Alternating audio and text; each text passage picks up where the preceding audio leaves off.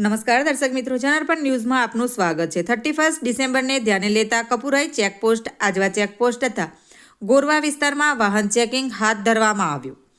હાલ 31 ડિસેમ્બરને ધ્યાને લેતા વડોદરા શહેરના વિવિધ વિસ્તારમાં પોલીસ દ્વારા વાહન ચેકિંગ કરવામાં આવી રહ્યું છે। ત્યારે ગત રાત્રે વડોદરા શહેરમાં આજવા ચેકપોસ્ટ, કપુરાઈ ચેકપોસ્ટ અને ગોરવા પોલીસ સ્ટેશન વિસ્તારમાં ચેકિંગ હાથ ધરવામાં આવ્યું હતું।